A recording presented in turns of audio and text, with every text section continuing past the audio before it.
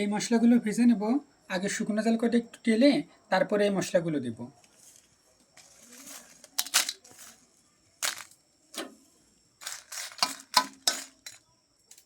এবার এই মশলাগুলো দিয়ে দিব। হাঁসের মাংসে একটু ধুইনে জিরে আর গরম মশলা যদি ভেজে দেওয়া হয় তাহলে বেশি খুব সুন্দর স্বাদ লাগে আর একটু গন্ধ থাকে না।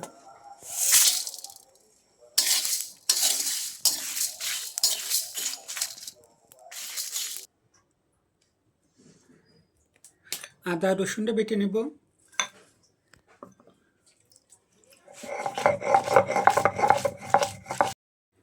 আদাটা বেটে নেব।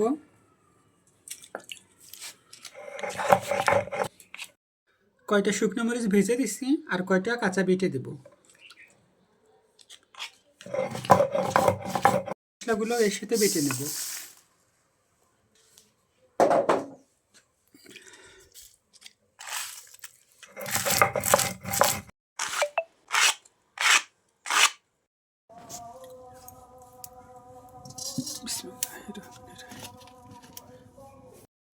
পেঁয়াজটা লাল করে ভেজে নেব।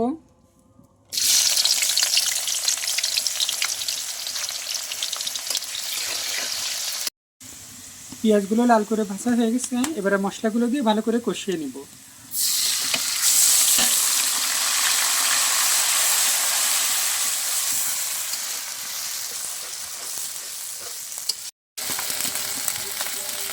মশলাটা ভালো করে কষানো হয়ে গেছে, এবারে মাংসগুলো দিয়ে ভালো করে কষিয়ে নেব।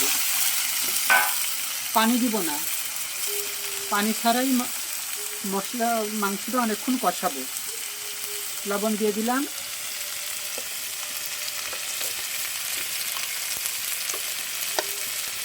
হলুদ দিয়ে দিলাম। এবারে মাংসটা 15 মিনিটের মতো কষিয়ে নেব।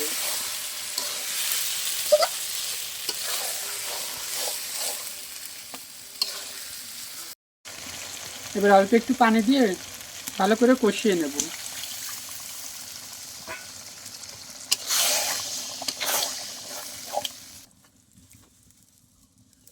ঢাকনা দিয়ে ঢেকে দিই।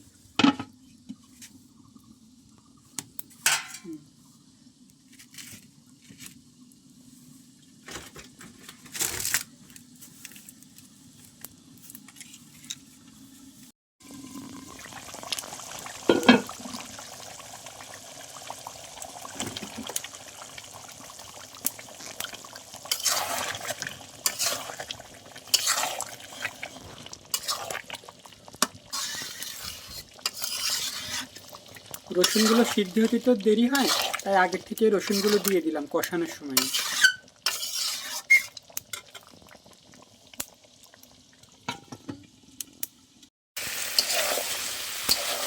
আমার মাংসটা কষানো হয়ে গেছে, এবারে ঝোলের পানি দিয়ে দেব।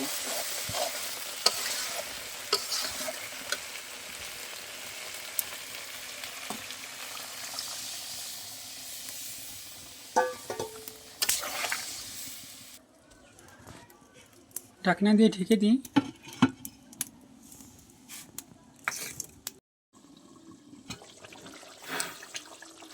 আমার রান্নাটা হয়ে গেছে।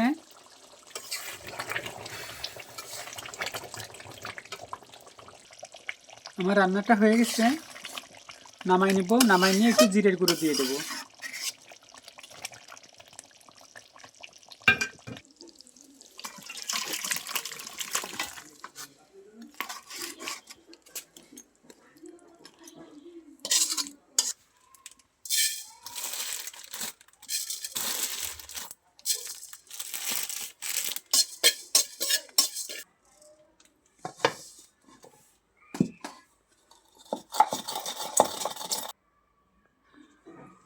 জিরের গুঁড়িটা দিয়ে 10 মিনিট ঢাকনা দিয়ে ঢেকে রাখবো।